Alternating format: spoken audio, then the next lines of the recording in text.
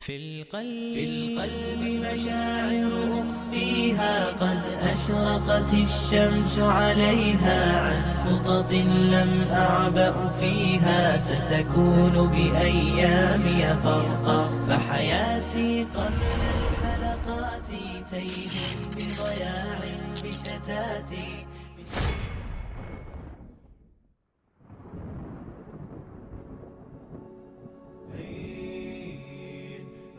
Zat, apa itu zat? Ini sesuatu yang menarik untuk dibahas, karena ini sering ditanyakan oleh kaum kafir sebelah.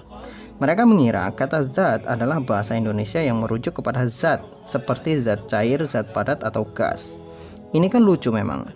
Makanya dalam video sebelumnya kami berikan sebuah analogi. Jadi kami telah sampaikan analogi pada video sebelumnya. Jadi seperti ini. Analoginya adalah ada orang desa, kemudian masuk ke dalam kota. Kemudian karena dia ini sangat deso dan katro, jadi dia pun takjub dengan semua yang ada di kota. Semuanya serba besar. Sampai dia ketemu toko roti dan di depan toko itu ada tulisan open. Dia kira itu adalah open kue sama seperti di desanya, cuman bentuknya lebih besar. Kemudian open itu open kalau di desanya itu kan digunakan untuk memanggang kue. Ya sebesar kotak itu kemudian ditaruh di atas kompor. Nah, di sini dia melihat toko tadi itu, depan toko ada tulisannya open. Dia kira itu adalah open untuk memanggang kue, tapi bentuknya besar. Dan dia kaget, "Oh, ini open kok besar banget," kata dia. Lalu ada orang kulit putih mau masuk ke dalam toko itu, kemudian dicegah sama dia, "Jangan, Mas. Nanti sampean bisa gosong masuk ke sana," kata orang itu, kata orang dusun tadi. Tapi orang kulit putih tadi itu tetap masuk karena dia tahu itu adalah toko. Tak lama kemudian, keluarlah orang berkulit hitam dari toko itu dengan baju yang sama dengan orang yang masuk sebelumnya. Kemudian orang dusun tadi langsung memarahinya. "Kan saya sudah bilang sama sampean, jangan masuk. Sekarang sampean lihat sendiri, sampean jadi hitam kan, sampean jadi gosong. Sampean sih dibilangin gak percaya." Ya, begitulah orang yang bodoh tapi sok tahu. Jadi sudah bodoh, sok tahu, sok ngasih tahu, ngotot pula padahal salah. Jadi orang-orang kafir itu nyinyir tapi tidak tahu pada tempatnya apa yang dia nyinyirkan itu sebetulnya apa dia nggak tahu. Kata kami dalam Al-Quran dinyinyirin, kata zat bagi Allah juga dinyinyirin. Kemudian Allah bersolawat untuk nabinya juga dinyinyirin. Tapi mereka itu nggak paham dengan apa yang mereka nyinyirkan. Ya, insya Allah kita akan bahas sedikit demi sedikit fitnah-fitnah mereka atas Islam. Semuanya akan kita bahas. Jadi sambil membantah fitnah orang-orang kafir, sambil menambah pengetahuan kaum muslimin, sambil menambah keimanan. Insya Allah dalam Islam segala sesuatu ada sumber dalil dan penjelasan-penjelasan yang logis. Kembali kepada kata zat. Jadi dalam bahasa Arab, zat adalah satu kata yang punya makna filosofis yang sangat tinggi. Jika diterjemahkan secara bebas, kata zat adalah sesuatu atau jenis. Kata sesuatu itu adalah satu kata yang digunakan untuk mewakilkan jenis. Jadi karena Allah itu tidak punya jenis kelamin, baik laki-laki maupun perempuan, Allah juga bukan benda, baik padat, cair atau gas. Allah juga bukan seperti makhluk dan tidak sama dengan makhluknya. Maka kata zat kembali pada makna asalnya, yaitu sesuatu yang berwujud, ada dan maha berkuasa.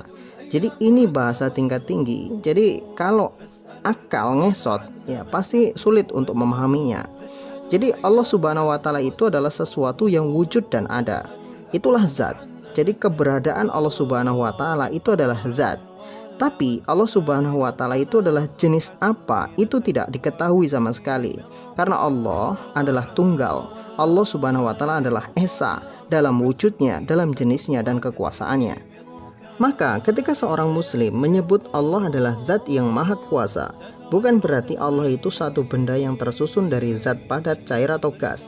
Tetapi kata zat menunjukkan keberadaan, yang berarti Allah Subhanahu wa taala itu benar-benar ada dengan wujud dan jenisnya sendiri. Makanya wahai kafir, kalau mau nyinyir itu belajarlah pinter dulu. Soalnya aneh gitu kalau nggak pinter. Ibaratnya begini, ente itu neriakin anak sekolah, hei bodoh, tapi ente nggak sekolah, kan lucu jadinya. Jadi, masalah zat Allah Subhanahu wa taala ini semua muslim sudah faham bahwa zat Allah Subhanahu wa taala itu sudah dijelaskan di dalam surat Al-Ikhlas, surat dal 5, karena dalnya ada 5. Qul huwallahu ahad, Allahus samad, lam yalid walam yulad walam yakul lahu kufuwan ahad. Di sana sudah dijelaskan secara rinci zat Allah Subhanahu wa taala itu seperti apa. Allah itu esa, Allah itu tidak bisa dibagi-bagi, sebab ia tunggal dan maha tunggal. Allah itu tempat bergantung segala sesuatu. Dia tidak lahir dan tidak pula melahirkan, dan tidak ada sesuatu apapun yang sama dengan Allah, baik secara zat maupun kedudukan, kemampuan serta jenisnya. Tidak ada yang sama dengan Allah Subhanahu wa taala. Jadi secara zat, secara wujud Allah Subhanahu wa taala itu adalah tunggal. Allah itu esa. Allah tidak disusun oleh materi-materi yang bisa dikatakan sebagai zat. Allah Subhanahu wa taala tidak sama dengan makhluknya. Jika makhluk tersusun dari daging, tulang, darah, dan organ-organ tubuh untuk hidup, maka Allah Subhanahu wa taala tidak seperti itu. Allah tidak tersusun dari benda-benda apapun. Ia adalah satu, ia adalah tunggal, zat yang hanya Dia sendiri yang tahu seperti apa itu.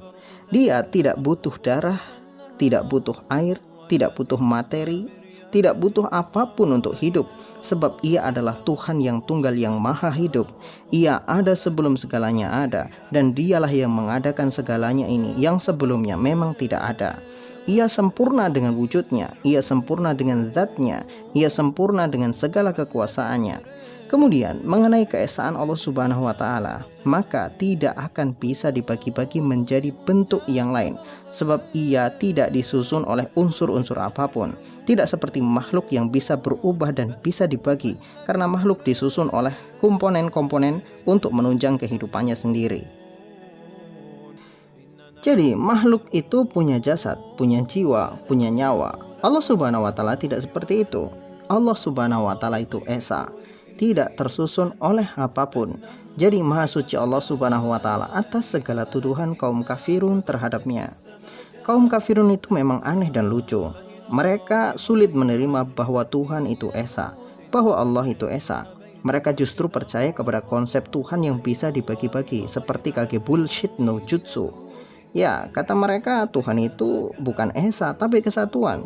Seperti kopi, gula, susu jadi satu di dalam gelas.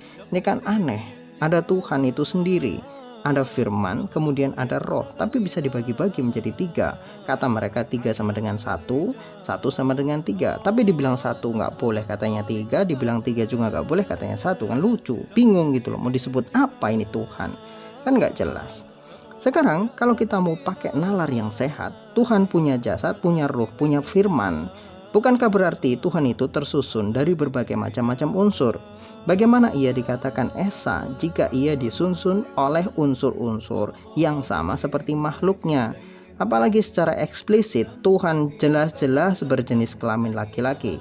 Jadi ini kan jelas sekali, ini bukan Tuhan, tetapi manusia yang dipaksakan untuk menjadi Tuhan.